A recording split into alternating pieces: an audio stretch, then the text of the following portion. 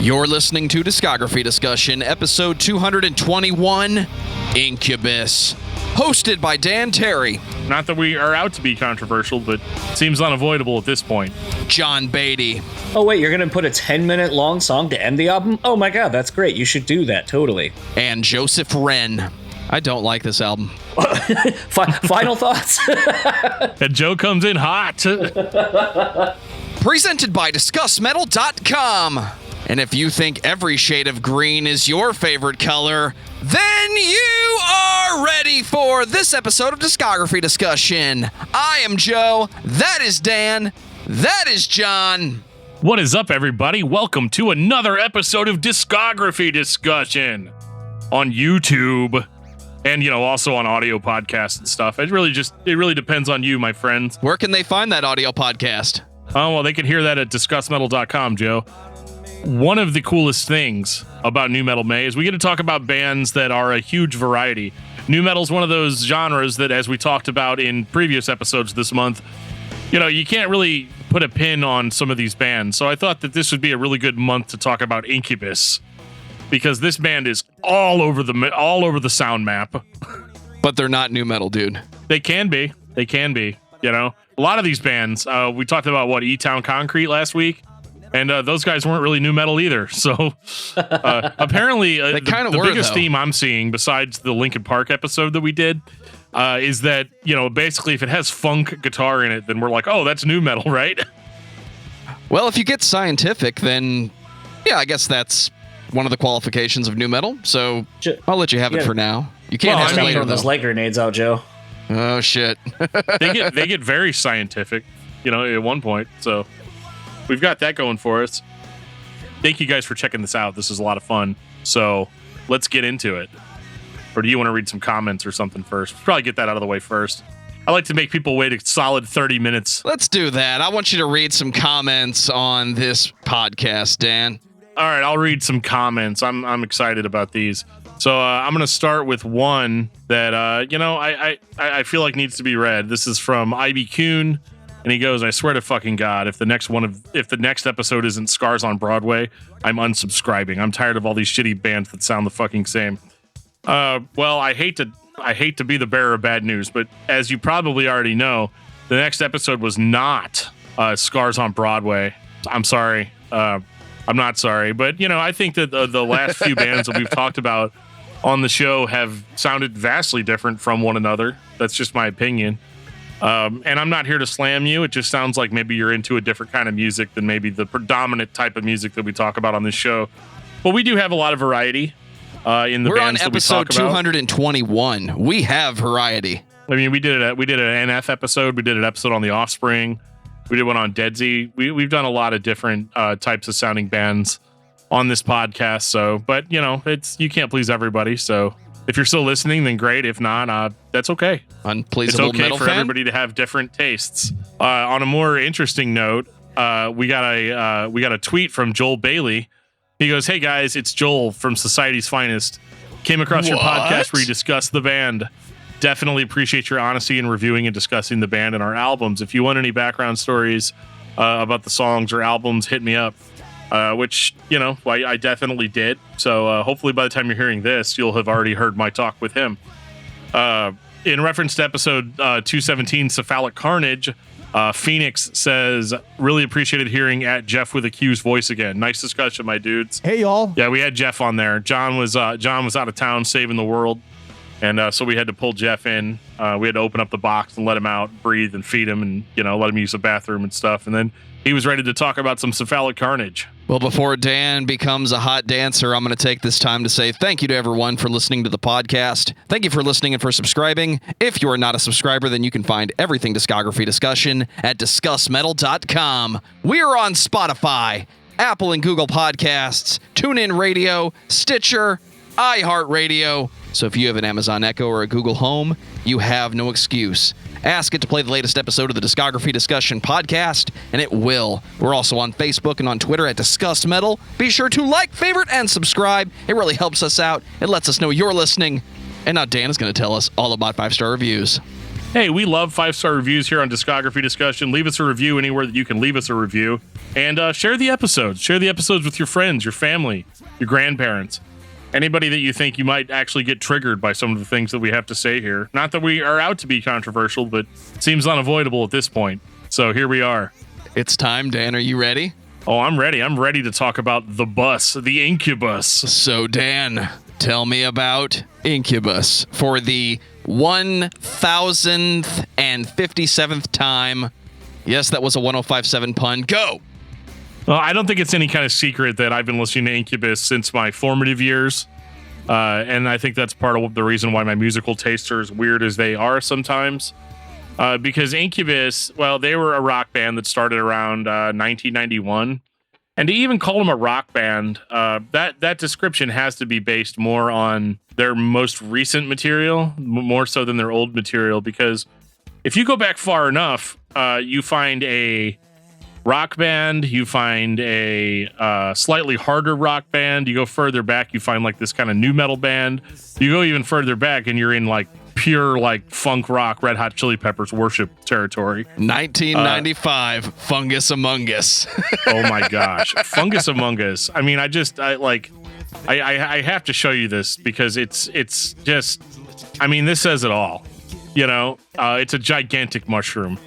And if I've never seen a cover for an album better represent what you're actually hearing on the album than this picture. So obviously this is Incubus's like first like official, and I wouldn't even say official album because I think a lot of people would say that their first official album was S.C.I.E.N.C.E. But Fungus Among Us is all the kind of stuff that existed pre-science, you know. And let me tell you, it's Don't you make fun of me, dude. Yeah, I don't even know how to describe this with the terms that I usually use to describe albums. It starts off with one of my favorite songs of all time called You Will Be a Hot Dancer. And this is, I mean, if I had to compare it to anything, I would say it sounds a little Chili Peppers-ish. You know, you've got the funky bass. You've got kind of this weird, punky, you know, I don't even say it's a rapped delivery. It's not really rapping, but it's this weird rhythmic, like the vocalist is dropping all of his enunciation right on the bass line. It's like it's a vocal tablature of some type. And the lyrics are balls out insane. I mean, we're talking, you know, there's a guy, he's going to be a hot dancer. They're at a club. I think it might be a club for gentlemen. And these gentlemen want nothing more than to get other gentlemen to get out of their clothes and dance, preferably on stage. Either that or this is taking place in an insane asylum where Brandon Boyd thinks this is happening after he took the brown acid at Woodstock. This is insane music. The way the vocals switch from this like weird swing jazz sort of style into just him just screaming, "Don't you make fun of me! Don't you make fun!" I mean, it's just, it's a lot to take in. All at once. And if you think that that's just a weird oddity that they decided to, you know, that they decided to just throw on there, you'd be wrong about that. I mean, you'd be dead wrong. Oh, dude, anytime I listen to Incubus, I end up coming back to Fungus Among Us. And I agree, it's really hard to talk about this record in any normal context for this podcast.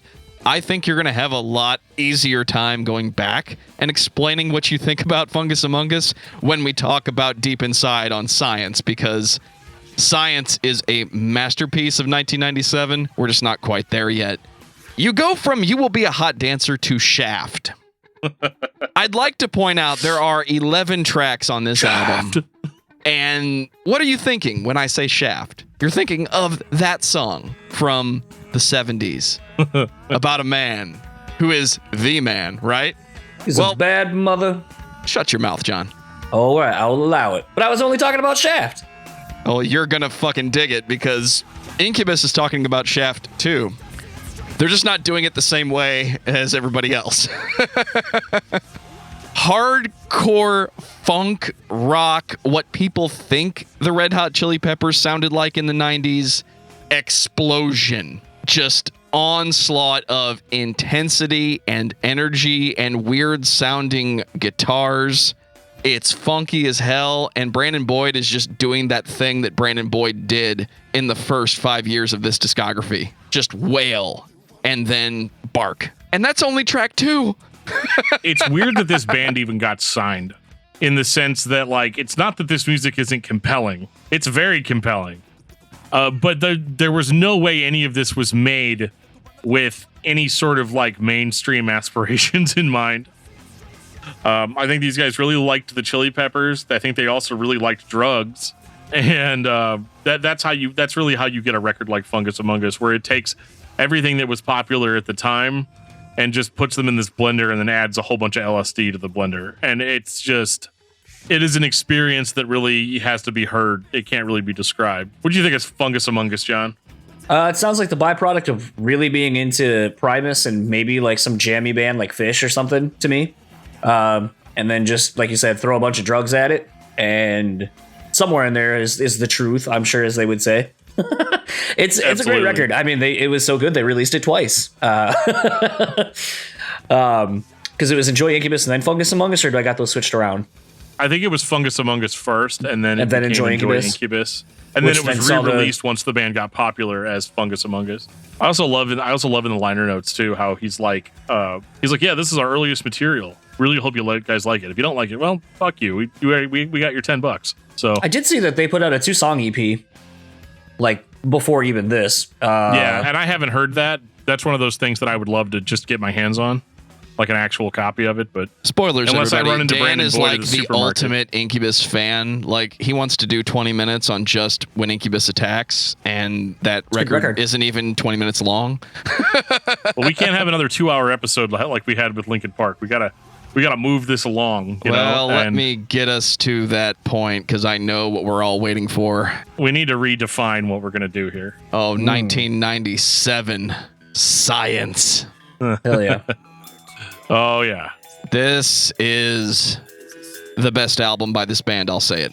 It is not the most popular album by this band, but for me, knowing where the discography starts, knowing where it goes, knowing what got the most popular and what is still played on the radio to this day, you can't listen to Science and not want more of this. And they kind of give that to you on Morning View and Make Yourself, but it never got this funky ever again. Well, I certainly think that Fungus Among Us was funkier than this, but this is what happens when you give the band that recorded Fungus Among Us a budget. And you have a little bit of mainstreamizing of the band in that they take the insane jazz funk music, that fusion. They take all of that and they have it in the blender with the copious amounts of LSD. But they've made sure that, between that, there's still some sort of recognizable chorus on a lot of these songs, which really capitalizes on Brandon Boyd's like smooth, like melodic singing voice. He's a really good guy that can shout melodically, and he's smooth. He really is a smooth singer at heart. And I appreciate that there's more of him singing on this record than on Fungus Among Us, because I really like his voice.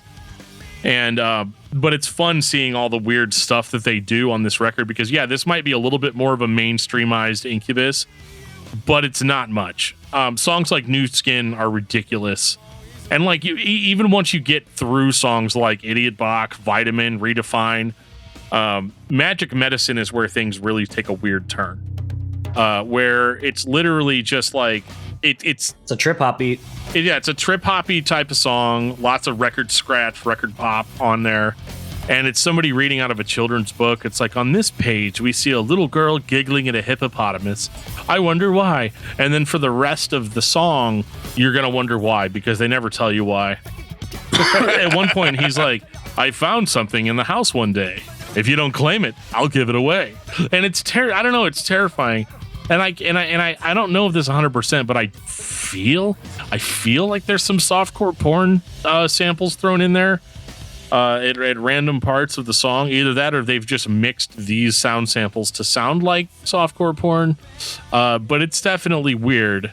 I would say like this is where the album kind of, for me, starts to kind of go off the rails a little bit, because like you get a certain shade of green, which is more like the first, certain shade of green and favorite things are more like what you heard on the first half of the album. Once you get to Nebula, everything goes nuts. There are no more normal songs on this album after Summer Romance. Nebula starts off annoyingly enough with just the sound of like car horns, and it sounds like you're in a. It sounds like you're just like in a traffic jam with somebody playing Incubus like really far away. And when the band comes in, I mean, it just goes ridiculous. I can't even explain it. Like whispering, weird screaming, outrageously strange jazz moments interspersed throughout. It is an absolute trip. And if you think that Deep Inside is going to let up on you, it's not at all. It lets up just a little bit. Deep Inside is the most pure funk that Incubus has put into a song that is primarily jazz influenced, but they still have the PSs at the end of the verses that function as one-line choruses, where they just turn everything on and see what it sounds like. Deep Inside is the song that might help explain what's going on in Fungus Among Us from an enjoyment perspective. John, you got anything you want to throw in before we talk about Calgon? I mean, that's actually a song I'm listening to in my headphones right now. Same. This feels like... So what's interesting about this, and I always kind of have wondered this about Incubus, at least this record. So we had 2 EPs, basically, that started the band's career.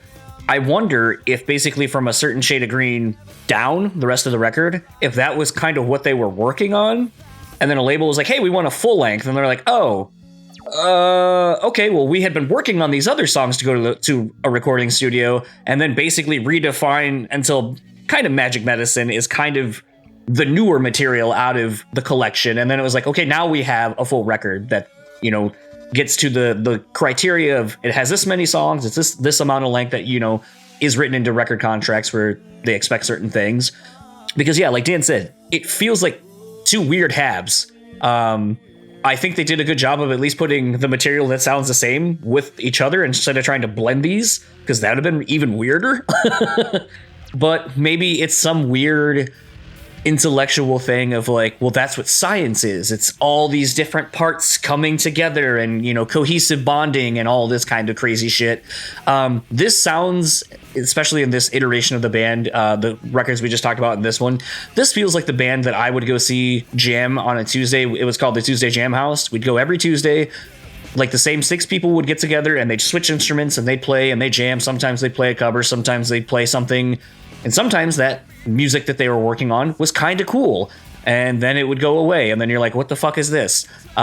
This feels like a band that didn't have any one sound. They just, whatever felt good to them is what you're hearing. And sometimes it's a lot of fun. Sometimes you're just kind of like, like Dan said with, what was it, Nebula? Where you're just kind of like, that's a thing you're doing. Yeah. So I don't know. This is one of those where I kind of agree with Dan. Like I could, I do kind of wonder how a band like this gets signed, but at the same time, you hear a song like New Skin and you're almost like, okay, like I could see this band playing with like a Sepultura, oddly. It has that kind of Latin-y thing that was kind of permeating into the music at the time. But like, again, sort of like I said with Linkin Park, you get a band of young looking dudes who have a really good looking frontman.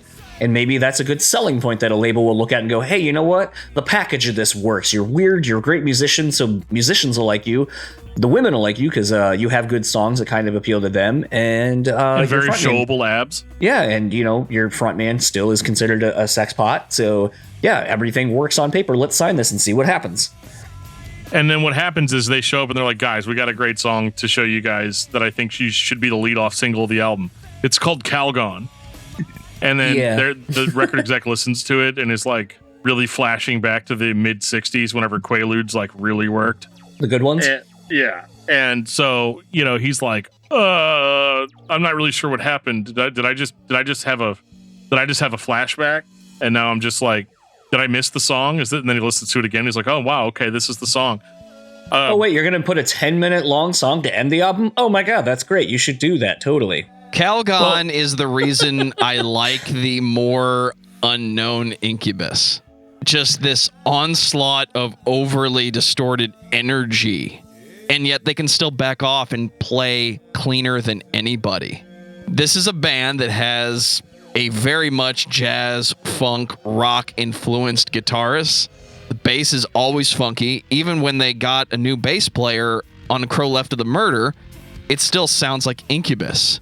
One of the best drummers, one of the most interesting sounding DJs who contributes to the song much more like DJ Lethal.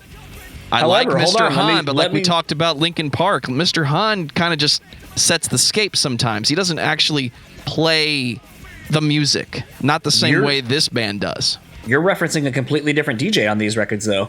It still works, though. It does, but it's used in a completely different medium than you'll see moving forward from S.C.I.E.N.C.E on. You had DJ Light, and he was using more of samples and so forth to kind of create, I don't want to say an accompaniment necessarily, but it's the way he uses his samples and the way that the band sounds. It was totally more of a funk kind of, I don't want to say avant-garde kind of thing, but when they end up getting DJ Killamore on Make Yourself moving forward, he becomes more of what Frank does in Deftones, where it's creating more of actual textures and sonics that accompany the music that they're making versus kind of being almost a stark contrast to what's being played. And no, man, then there's Make Yourself. Is it time? Well, no, not yet. I hadn't got to talk about Calgon enough. So Calgon is, well, it's going to seg into Make Yourself. But Calgon's interesting because, like, apparently it's a bad acid trip, right? Like, you're being abducted by aliens. They're going to put cold things in your butt. They're going to summon you up and take your DNA, all this stuff or whatever. And the song just it starts off slow, kind of lucid, goes completely crazy after about a minute or so. But what I think is really notable about Calgon is as insane as this song is, and I'm not going to talk about the 10 minutes of crap that's just after that. Segue. I mean, it's definitely worth listening to, but yeah, it's just garbage.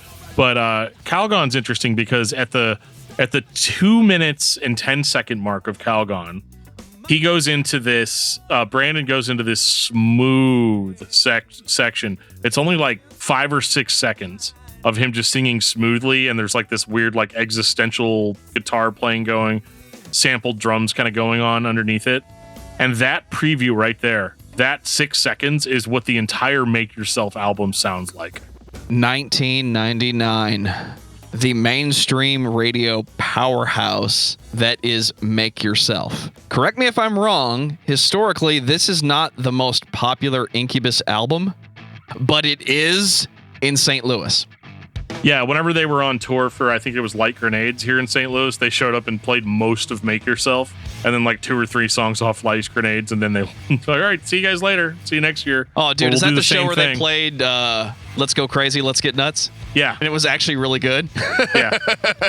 Yeah, not bad at all. Make Yourself, so you know how I said Science was like Incubus with a budget?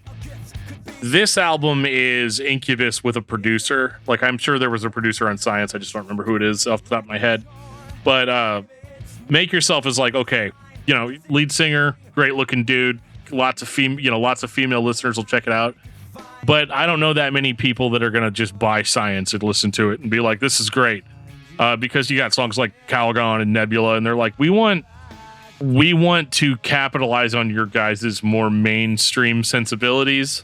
And we want you guys to put a record out that's like going to actually be listenable for most people. And, because like, yeah, you look at guys like me and Joe and John, and we're kind of up for anything, a lot of the time. But I feel like your average consumer, they're going to hear a certain shade of green, and then they're going to buy Science, and they're going to be like, what is this? I can't. Like, it's like when you heard Death Blooms for the first time and Dig, and then you said, I'm going to go buy that Mudvayne record, and then you got it home, and all that random shit happens in the middle. Yep. It's just like that. And so Make Yourself, I think they set out from day one to make a more mainstream record. But what I like about it is that a lot of the elements that are on Science are still here, but they're subdued and they're used much more intentionally. It's not so much anymore, let's see what kind of random thing we can throw in to throw you off. It's more like, how can we use these sound effects and these other influences to enhance the power of the verses, the power of the choruses. And it's mixed together so well. And the only times that I really see the old school Incubus on this record, like in full form, is on what most people would call a throwaway track, although it's not for me, which is Battlestar Scrala Tech Chilicata or whatever. I don't know how to Scratch-tacula. Scratch attack. No, it doesn't. No, there's no L at the end of it, so it's not la. It's no. We're gonna figure this out right now. Okay. Battlestar Scaralactica. There you go. Good enough. All right, I like it. That's just me sounding it out. But this is the most. It's like they're like, we're gonna give you guys 4 minutes, and we're gonna let you do the thing that makes you guys happy, and you end up with this like really smooth, funky, scratchy track, which I love quite a bit. This is also where Incubus has no problem giving you like kind of more sappy, whiny songs, which is, which again, is what we needed in 1999 or 2000. I mean, for reference, see our Linkin Park episode. Like it's exactly in that vein. This is another record that, like Hybrid Theory, is really almost any song on it could be a single. And it's such a weird contrast from where the band came from. Just 2 years earlier with S.C.I.E.N.C.E, they sound like two totally different bands, but Make Yourself works. This is normally where I'm like, they were doing something really original on S.C.I.E.N.C.E, and now you listen to Drive and it's like this acoustic, like Wherever Tomorrow, and it's positive. I don't even know if there's any references to drugs on this album. They've sold out 1 out of 10 stars, would not buy again, total trash. But like, I don't believe that. The songs on this are too powerful. Like even last night I popped on Make Yourself, and I was trying to put myself back in the same mindset that I would have been in 1999. So I was playing Star Wars Episode 1 Racer on N64. What, no Shadows of the Empire? No, I wanted a game I could just focus on the music. So I put on the pod racing game, and I listened to Make Yourself, which I did very frequently back when this record came out. Maybe you'll find what you need out in the junkyard then. Yeah, and songs like Nowhere Fast. Really, that song, like I got actually a little emotional when I was listening to it because Brandon's lyrics are now relatable. They're not just like weird bad drug trips and, weirdness. So like Nowhere Fast, I remember being like 1999, 2000, being a kid and having that angst of like, what am I going to do with my life? Who am I going to become? What am I going to do when I get older? And it just feels like, am I ever going to get where I'm going? If I do, will I find out when I'm there? And so it's just interesting that, I had those questions as a child, but now as an adult, a lot of those questions have been answered. So it's kind of cool that I got to follow up, on some of those questions all these years later. So that song had a massive, it was my favorite song on the record whenever I first got it. And it's still up there, even though I hadn't listened to it in probably a decade, before we did this episode. Yeah, I think, it's something I literally looked it up because usually I'm pretty stickler on knowing like production credits and so forth, like who worked on what and all that kind of stuff. And when you were like, oh, I don't know who worked on any of these records, I didn't either. But it's this dude, Scott Litt, and apparently he did this record and the next one we're going to talk about. But he was most known for working with REM and apparently had also done production duties on mixing Heart-Shaped Box and All Apologies from In Utero by Nirvana. So yeah, very much so. And then the other bands that he's worked with are like Liz Phair, Indigo Girls, Counting Crows, Days of the New, Get Up Kids. Like, so it's not like he doesn't really do anything in the space that Incubus kind of sits in. But when you kind of look at what he has worked on, you're kind of like, like maybe that's why it sounds the way it does. Like it has like a production that still sounds good all these years later. Now that you mention that, the cosmetic similarities makes sense. Yeah. Yeah, like when I saw that, I was like, I do kind of hear a little bit more of his influence of what he does. Because before that, and it does say that Incubus basically produced this record with him, as I think they had pretty much everything they've done. They've always been pretty hands-on in the approach of how they make their music. But yeah, this record is, Jesus Christ, talk about nostalgia. I listened to this record quite a bit this week, and I Miss You comes on, and I still almost get like emotional because it reminded me of a mix CD that a ex of mine gave me, and this song was on it when we had first started dating. And when I got it, I think she had given it to me when we'd only been dating for like 2 weeks or so.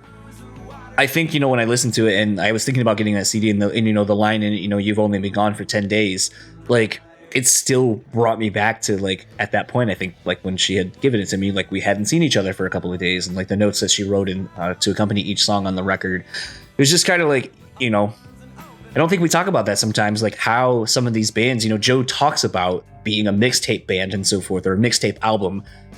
This is Prime making mix CDs, and I mean, even mixtapes to a degree, if we want to be really honest. And thinking about how some of these songs on this record really became ones we used to express how we felt to other people. Maybe you wanted kind of a chill, more acoustic thing. If you're going to hang out with your friends, I'm going to put Drive on. Oh, I'm going to make a mixtape. Dude, I still play Drive at every single gig. Right. Regardless of the venue, because somebody wants to fucking hear it. And it's one of those, like, and like Dan said, the even more introspective songs inside of this, Nowhere Fast, The Warmth, When It Comes, like, I Miss You, Out From Under. Like, there's just so many great songs on this fucking record that, like, I think even if this were to come out now, it still would have the impact that it did back then. But, if you were looking for the old band that was kind of more playful, that's gone. They're kind of more serious, and they are trying to be, I think, I should say they're trying to be less obtuse and more direct, and I think that really works for them on this. This is a great fucking record, start to finish. I don't know anyone in our age range that wouldn't agree. This is just full of bangers, start to finish. Are we ready for Morning View? Sure. I think we are ready. Yeah, this is definitely the record where, we're going to start, feeling comfortable enough to share the music that we like with our girlfriends. You can't show your girlfriend Science. You might get away with like anti-gravity love song. You can, but that weird girl that you dated probably that had dreads and you guys made out one night at a party while listening to Stellar. Yeah, sure. She would be into it, but like that's not the girl you're going to marry. No, that's the girl you put up on your shoulders during these shows. Your wife is going to be there with you, holding your hands and swaying all nice, almost like Axl Rose at the show. Right. I don't like this album. Really? You don't like Morning View? Final thoughts? And Joe comes in hot. So Incubus releases Make Yourself, and it is a masterpiece. It is one of those albums that, in my opinion, does not sound dated. You can still go back and listen to it, and I know it came out over 20 years ago, and it still works in every single way. Morning View, they had a big set of shoes to fill, and I remember reading in Guitar One during the release of A Crow Left of the Murder. Dude was not into writing these songs. Talking about Mike? Talking about Mike. I remember that quote. I was going to mention it later. And I bring it up now because these are songs that a lot of people point to and say these are the best songs. Talking about Wish You Were Here, talking about Nice to Know You. No matter how much I listen to this album, I just don't like the songs. And I think the first track is the most Incubus sounding song. The rest of it is a lot of minuscule experimentations that just don't pay off for me. And much like some movies where Dan, John, and my other friends step in and say, I don't think you fully understand what this is about because you still say you don't like it. I have tried so much to just sit and listen to Morning View and get it. I like Light Grenades more than I like this album. And most people do not like Light Grenades. Oof. It just doesn't click for me, and I don't know what I'm missing. So this album is Drive, the album, in the sense that they were capitalizing very much on the success of Drive from Make Yourself as a single. These were the single, that was probably the single that did really, really well. I mean, all of us alternative rock junkies were like, yeah, Pardon Me, that was the single. And then Stellar was like, oh, that's a kind of a romantic sort of song, but it still sounds like, it still sounds like Incubus, But, yeah, I mean, initially I was disappointed with Morning View when I first heard it. But, back then, I didn't really get to buy CDs as often as I really wanted to. And so, I spent a lot of time with it. And you know how I've kind of described Incubus's early material as being like a bad acid trip? I feel like this album, it was a good one. It was that super chill, sort of thing where Brandon Boyd is going through some sort of spiritual journey. And you have a more chilled out, like more relaxed version of Make Yourself here. A lot of people say it's like a watered down Make Yourself. I mean, look, the cover, it's just water, right? But like I feel like there's still enough weirdness here, especially like if you look at like the song Echo most specifically, which it almost seems to have more of like a I don't know, almost like a Japanese kind of sounding, I could be being horribly like insensitive in saying that, but it's just, I don't know. I would have accepted an aqueous transmission. They had a song called Becoming Japanese. I know it wasn't their song, but still. But yeah, there was a lot of weird stuff. There's a lot of weird references to frogs and stuff in this. Like, it's just very strange. It's very strange. It's very kind of out of the box for them. The last song, Aqueous Transmission, it's about time you talk about like that song. Incubus's final thought on what this record is supposed to be. And of course it ends with like 3 minutes of frogs. But I really enjoy this record, and I still will put it on whenever I want to just kind of chill, like just zone out and relax. Which is ridiculous, right? Because most of my friends say I have literally no chill. But this record, I can get there eventually. The only song that I think kind of stands out as kind of weird is the song Blood on the Ground, where it's like kind of an angry song, like, I don't want to talk to you anymore, yada, yada, yada. But like, it's a little too, like, it's not heavy by any stretch of the imagination, which I think is kind of my problem with it. Like, it's an angry song, but it's on Morning View. So it's like, yeah, man, I'm really angry at you right now. So like, if you come to my house and do this very specific combination of things, and then I'm going to be angry at you, more angry at you, instead of like, I don't know, with a song title like Blood on the Ground, like that song always just does not make sense to me on this record, and I feel like it shouldn't have been on there. And then you go into Mexico, which is like a really, really sad song. I don't know, there's a lot of sadness, but a lot of like positivity. This is where Incubus is like, yeah, we could be a little bit more positive, right? It's I think the hardest part is that if you followed this band on their journey, this doesn't really make sense. I would almost disagree with you. I think it makes total sense. Everything that we've been talking about with this band up until this album is basically that, like, they kind of are about a mood, a vibe, doing drugs, just kind of being free flowing. And what fits that vibe more than renting a house with your bandmates and basically just jamming and seeing what happens, and then basically creating music based on the isolation of being away from your loved ones while making a record, which I think, a song like 11 a.m. Really showcases. It's more introspective as a person who I think Brandon obviously is, like, deep in his own thoughts about, experiences and things that he's gone through.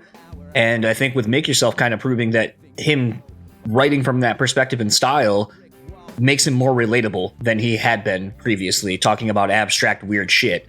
We'll get back there again in a couple of records. Yeah, it never totally goes away. No, it never totally goes away. But I think this is basically like them being a jam band and kind of doing, and this is going to be a weird reference for me. I can't believe I'm going to say this, but it's because it's more of a Joe comment, but it's almost like maybe their Pet Sounds, if that makes any sense. This is a record that, while there are a lot of singles on it, to me is one where you put it on and you just let it go until the whole way, because it's more about the vibe and the almost the emotional space it creates for you to, as a listener, to take on. This isn't one I typically go back to very often because of that. Like, it's a full album experience, not like I want to hear this song, I want to hear this song. But I love the kind of more chill ambientness of this record. I think Drive kind of opened them up to a lot of people. And like Dan said, I think a lot of people, when they listen to this, go, oh, this is the mainstream sellout album. For me, I think in sound approach, maybe. But I think when you're actually taking it all in, I honestly think it's a lot anti-mainstream based on some of the lyrical themes and some of the things they're doing. I mean, you look at a song like Aqueous Transmissions, and I don't really know that that's a mainstream song. I love it. I love how it's just very slow. It takes the space and time to get where it wants to go. Very much like we were saying on not Calgon, Segue number 1 at the end of Science, where it is a thing that ends the record for 10 fucking minutes. I never felt like at any point during Aqueous Transmission, like, did any of that need to go away? It's a good way to end the album. It creates the vibe through and through that they had been trying to set. There's a couple of weird things. I think Blood on the Ground is kind of a weird song, but I like it. I think I'm more into the stuff that they're doing on this, where they're kind of being a lot more not adventurous, more chill, and kind of creating more textures on this record than before. To comment on Joe's comment about, Mike saying that he felt that the band hadn't been as adventurous as they had been. I think the record he actually mentioned was Science, which is weird. You were 2 records removed from it at this point. But he said that, he felt that, I think it was Science was the record. He was like, we were really adventurous. We were really pushing ourselves into different territories and so forth. And I felt like I hadn't done that. But that he said that he felt that way about the next record that we'll talk about. I do want to make a comment, though, real quickly, because on my iTunes, and for those watching, that's why I made the weird face. I'm learning all kinds of new things today about this band and so forth. But in the iTunes thing, it says, as soon as California polyglots, Incubus achieved mainstream success in the late 90s. And I was like, what the fuck is a polyglot? A polyglot is a person who knows and is able to use several languages, which I think is an interesting term and a phrase to use when talking about Incubus. Definitely. That is weird. Well, all right, let's get to the album that Joe wants to talk about. I'll give you another weird tidbit, John. Okay. So the pipa that Mike plays on Aqueous Transmission may or may not have been handed to him personally by Steve Vai. Oh, that's cool. Just a little tidbit there for you. 2004, A Crow Left of the Murder. So I remember the discussion being, ooh, dual disc. Will Incubus ever do the Make Yourself thing again? Even though I would argue that Morning View was the Make Yourself thing, only a little different. This was the first album that I ever heard online, streamed start to finish a week before it comes out. I don't remember the details, but Incubus is streaming their new album, A Crow Left of the Murder. Click this link and enjoy. And I sat there and listened to it. And I remember calling Dan saying, they're just doing Make Yourself again. This sounds like the first track on Morning View, but then they're not just laying back like they were doing on Morning View at the time. Because that was the perception, was Incubus was slowly descending into the laid-back elevator music, because that's what they'd seemed to be doing for the last album. This one, they turned it a little bit on its head. They're writing those heavy songs again, even though at the time I remember criticizing some of these riff ideas because they just sound like other versions of songs written for Make Yourself. I think whenever I got that phone call, I was like, yeah, but you should seriously check out this album called Pray to Chaos by Zao. Because this literally was 2004 Dan called and said, listen to Zao. This is exactly that conversation. I'm going to be totally honest with you. So I heard Megalomaniac, right? And I thought that was a cool song, but I was kind of like, when did Incubus stop being like an atmosphere? Like they always had kind of this sci-fi tinge to their music that doesn't really exist here. And it didn't really exist on Morning View either. I was kind of like, when did they go from being this crazy band to being just this like regular rock band? So even though I think that Megalomaniac was a great single, this record, and this might be controversial, but this record really did nothing for me at all. And it's not even because I think it's bad. It's kind of like where Joe is with Morning View, where it's like I've listened to it a bunch of times because I've always been a big fan of the band, but for the most part, it just hasn't ever really hit the way it's hit for other people.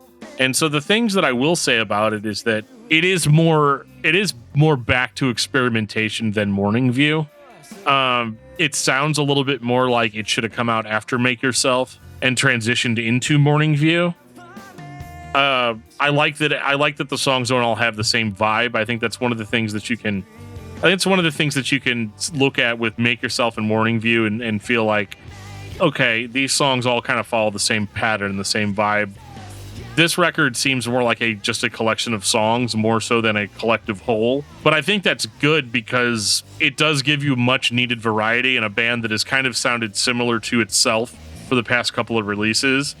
But from my perspective, it's kind of like, yeah, but this is Incubus, and I don't understand why it doesn't sound like Science, because sometimes I'm that guy. And I just want to hear Science, and and it's fine. Science exists. I can go listen to it anytime I want to, But I think that my expectation of them going back to that sound was more or less off base. And so, unfortunately, spoilers, there's really nothing that this band has been able to do since maybe a couple of songs on this record that is really going to get me excited or wanting to check the band out. But because I was such a fan early on, I still check out every release as it comes out. waiting for the day where they're like, yeah, let's just do the S.C.I.E.N.C.E thing again. They're not going to do it, but if they did, I want to make sure I heard it. Best thing you're going to get is the band playing live. Yeah, and that's one thing I like about Incubus is when they play live, they still play all the hits. So can't go wrong there. Yeah, for me, this is hot take. This is my favorite record of the band's. I saw them on this album cycle, and it was weird because they're supposed to have an opener, and then it was DJ Gilmore scratching and playing songs for like 35 minutes, and then basically Incubus played for like 2.5 hours, and it was really fucking cool. They did a bunch of like weird segues, like, you know, I think they still do them where it's like Jose has like a drum thing, then Brandon will come out and play some like hand bongos and so forth. Michael will kind of do a guitar solo. I'm DJ really glad that Brandon still does the djembe thing. Yeah. Djembe Mutombo, it's my favorite. Yeah. But this is a record I really like. I think, like Dan said, it sees the band kind of experimenting a little bit more. You know, I think you take like a song, even like Beware Criminal is kind of, the way it starts off even kind of has more of that like make yourself kind of vibe to it. I just kind of love I don't want to call it vulnerability, but like the aggression. Like, I think I texted Dan earlier this week and I was like, this is Brandon kind of as aggressive as he was on the beginning records, but not outwardly, like as far as how the vocals are done, but in a lyrical sense. This is a very aggressive record. You look at a song like Sick Sad Little World, Beware Criminal, Talk Shows on Mute, you know, we're getting more into social commentary. Obviously, this is during the Bush administration. That's what, you know, Megalomaniac was about, very honestly, even in video presentation.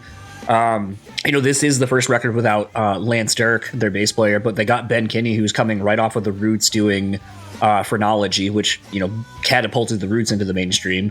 And I remember, and the only reason I'm bringing up the Roots connection is because on Phrenology, there's a really extensive liner notes on that record, and there's a punk song. It's like, I think it's like literally 56 seconds long or something like that. And in it, I think Questlove had made the comment that Ben had been pushing the band to try to do something punk, that they hadn't really done anything like that.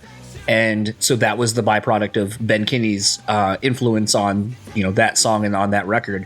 So I was really excited to see what Ben was going to bring to the band, because knowing that he obviously can fit in rhythm section wise, it wasn't in doubt, but it was more of what is he going to help bring to the band? Where is he going to push the band to kind of go potentially behind the scenes? And I think you kind of get a little bit more of that on the first half of the record, where there's a little bit more of the older quote unquote aggression that the band kind of had been missing on. It's just not maybe in the same sense that we were expecting it to be, like a Pardon Me kind of style or something. But I think there's you know, as Dan was kind of saying, like, oh, that 6 seconds on Science or whatever basically would point to where they were moving on Morning View, or on Morning View. Make yourself. Make yourself, sorry. But going into so it was one of those where, to me, like, as I was listening back to this record and Southern Girl comes on, I was like, that kind of points a little bit more toward where we're about to go with this band moving forward.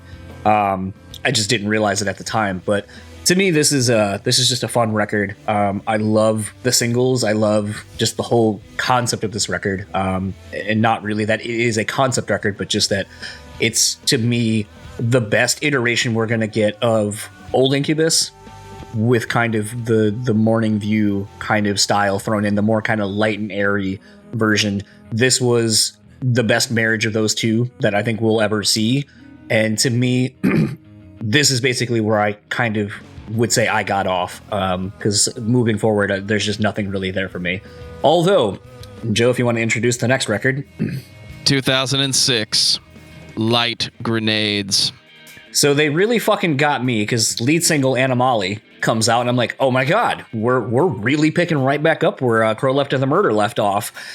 And then you get the record and you're like, oh wait, no we're not. No, we are not, John. That was the Trojan horse that got you in. Well, don't you get it, John? It's the anomaly of the album. Yeah. And I love Incubus, and I always want Incubus to be that band that I remember, but they do a really good job of never doing that again. Until we get to Crow Left of the Murder, like you said, I remember describing that album as, this is Make Yourself and Morning View just thrown together, and the good parts make this album. Now you get Light Grenades, where it doesn't sound like a band who plays together well. It sounds like a band that jams to write their songs. And I make the distinction of science sounds like good players working together. This sounds like, all right, guys, let's just jam and see what happens. And personally, I've been there a lot. Many musicians can start writing good songs, but finishing good songs, that's a skill. That's a talent. And I don't think Incubus is knocking it out of the park on this one, which says something about what I said about Morning View earlier. I appreciate your guys' subtlety, but this album just sucks. It's just such a far cry from what the band was and what their potential was, like what their potential could be. I'm with John. I thought Animali was cool and is probably the most like immediate, intense feeling on the record. Time out for a second. As I'm looking up the era of this record and who produced it and so forth, I completely forgot about this song. But this is another song that was not on this record, which I'd say about what you will. Make a Move, because remember when they did almost the whole soundtrack for Stealth? That shit movie? And so between Make a Move and then Animali, I was like, man, they're kind of going back to an aggressive, like, overall sound. I forgot about Make a Move, but like that also, as you're saying, like we got duped. Like that was the 1-2 punch of like, oh, they're going back to the old Incubus, like kind of aggressive, more make yourself kind of style vibe, and then just totally shit the bed. Yeah, I don't like using words like garbage, and terrible, but like, and again, like objectively, it's not terrible in the sense that like they get a little aggressive on the song Light Grenades and stuff, like, but like none of their moves to be aggressive and noisy, because like I appreciate that they try to be kind of noisy on this record in places, but overall it just falls flat. It sounds very thin, very flat, and like granted, Boyd's trying as hard as he can vocally, but it's just not hitting. Like these Light Grenades are duds. It just is what it is. The reason they're so light is because they don't actually have anything in them, and they're not going to explode. They're just going to land. They're just going to plump right there on the ground. And I remember just listening to it being like, Incubus is dead. Like, I mean, just 100%. Like, they're just much like George Lucas in the Star Wars movies lost sight of what made them appealing. And I realize that's hard as an artist, because as an artist, you want to always be pushing yourself to do more, And this is not all that different. The trajectory isn't all that different than what Linkin Park's was, in that they were always trying to redefine, no pun intended, or maybe it is, but they were always trying to push themselves and do something different and something cool.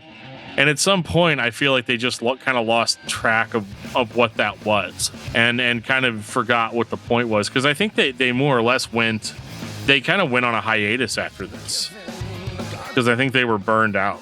Mike had carpal tunnel and needed surgery on his hands. Well, there's that too. I didn't know that, but yeah, because I wasn't really following them. I mean, after Light Grenades, I was like, I'm not going to follow this band, like whatever. Like I'll listen to their records when they come out, but beyond that, I'm pretty much out. I don't know. You're not in anymore? Yeah, man. It's so much better when everybody's in, but I wasn't in. And that's all I really have to say about it. It's just really not a great record, but they haven't done like anything terrible yet. 2011. If not now, when? Yeah, now it's kind of like you guys took a bunch of time off, and then you came back and gave me this. Yes, Dan, they did that to you. It's something they've done to me personally. I knew it. I don't even know what they were thinking on this one. Like this is slow, boring. Even if your favorite album was Light Grenades, you'd find this boring. Like it makes Light Grenades sound like a death metal record in comparison. Like it makes Light Grenades sound like an Incubus album. Almost like an Incubus album. Yeah. This is just, I have no idea what to say about this, and there's nothing objectively that I can say about it that would make anybody feel happy. And I'm not even sorry. Like I don't know why this was released. It clearly doesn't sound done. It's a whole bunch of half-baked ideas. It's slow. It's boring. I've listened to it 8 times and I can't remember a single hook or melody off of this record. Like at some point the well has to run dry, and you've got to stop just drinking cups of air and telling everybody it's really good water. I feel like the hard thing with this record is it just feel like it's trying too hard to be something. And that's the thing. I don't know what the something is. Like where we've lauded Brandon for his vocals, I feel like on this, like they're just so trite. I mean, like Promises, promises. You're like, all right, like whatever. And like even a song like Switchblade, I feel like that really encompasses kind of what I'm saying, or what we're probably all going to say, where it's like you listen to that and you're like, are you trying to kind of like make like a quote unquote heavier for this record song? And just, I don't know, like there's just nothing about this record where I think like I didn't listen to it 8 times. I think I made it through twice, and like I was listening to it when I was driving, and it was so lackluster and uninspired. I honestly at times didn't know if a song had ended and another one started until I looked down and I was like, oh, I was on this one. Now I'm on like 3 others. And it almost follows, what was the band that I joked that like, oh, you'll always know the song title because they fucking say it ad nauseum. Oh, Death. You'll always know the Death song that you're listening to because they say it ad nauseum. And I feel like where we never had really had that happen with Incubus, that's like all he does on this fucking record is like every song title he says a bunch. And you're like, what happened to the Brandon Boy that was like way more like virtuosic with your words and your phrasings and so forth? Like just nothing inspired about this record. So I just spent 90 seconds doing research. Everywhere I look, this album is labeled soft rock. It almost feels this almost, I think the word I came up with earlier was like, this feels like adult contemporary music. Like the shit that you could play at your work, your office, and be like, oh, I'm listening to the new Incubus. And people would be like, I like Incubus. And they probably are thinking Morning View. Yeah, I mean, he had more vocal variety, and like he sounds like a pro on Fungus Among Us compared to this. And I don't know, it's like one of the most phoned in vocal performances I've ever heard. And why wouldn't he phone it in after hearing the music? You know, there comes a certain point as a vocalist where you're like, I can't save this. You know, like there's nothing I can do with this. And they come back a couple years later and they absolutely try to save it. 2017, 8. Who else got duped by Nimble Bastard? Thinking again, we were going to have like an anima. But see, that was the weird thing. Nimble Bastard came out and I remember going like, you fooled me 2 albums ago. Nimble Bastard doesn't even fool you that hard. The album starts with No Fun. No, but I'm saying Nimble Bastard was the first single. So when I heard that and then basically hearing that, you know, Skrillex was going to be co-producing this record or whatever, I was like, okay, like maybe it'll have like some harder edge to it again. Oh God, you triggered Joe. Well, that might He'd be just the be dropping the Skrillex bomb on him like that. Well, just I don't know. Like I at least feel like there's a sense of I don't want to say energy or urgency with this because that definitely is not the case. But it feels like they're trying to recapture A Crow Left of the Murder at this point. Like those vibes. It really bothers me the way Brandon Boyd's enunciation changes over time, and I really don't know if that's he's getting older and he just can't do the thing anymore. But it's like he progressively opens his face more as the discography goes on, and this one sounds so happy to be here. I think that this is a way, way better record than the last one, but it's still not a good Incubus record. They haven't put a good Incubus record out since A Crow Left with a Murder. And even that one, I would be like, yeah, it was okay, you know? And like, maybe it's just we're not being fair or whatever, or we don't have enough appreciation. But like, at the end of the day, like, why do I not have patience for a record like 8? Because there's a billion other mainstream rock bands that sound exactly like this. And the reason I started listening to Incubus is because they were special to me. They were different. They provided a different experience. They provided their certain shade of Incubus, right? And that's all gone. That's been gone for 3 records. And I wonder if it's just that, like, when you're first starting out, you're young, you're idealistic, and you just think to yourself, like, I want to get discovered for the uniqueness that I have. And then once you get discovered, it becomes your job, and you just tour, and then you write albums, and you tour. And like at some point, these records just feel like, yep, I clocked in today at 8 o'clock and clocked right out at 4:30, not 4:31. Didn't go the extra mile. Didn't come in on Saturday. Didn't put the extra effort into it. And it's very paint by numbers pop rock music. And that's not what I got into Incubus for. I'm sorry. And in my opinion, doesn't matter. If they're still rocking it in the album sales department, then more power to them. But I don't enjoy it. You don't enjoy Incubus anymore? I don't. Well, Dan, we're going to end the show with Crowded Elevator. Don't worry. Oh, fair enough. Final thoughts on Incubus. John. I think they were a band that that really excited a lot of us, and we have a lot of nostalgia attached to certain eras of the band. I think the unfortunate thing is for some of us, and I'm sure the people that'll comment on this will let us know, for some, growing with the band didn't equate to good music. It kind of equated to bad sellout music, lackluster music. We liked the band when it seemed like they were more energized and focused on being unapologetically who they were, not who they become, where they're resting on the laurels of what they did 10, 15, 20 years ago. I guess 20 years ago at this point.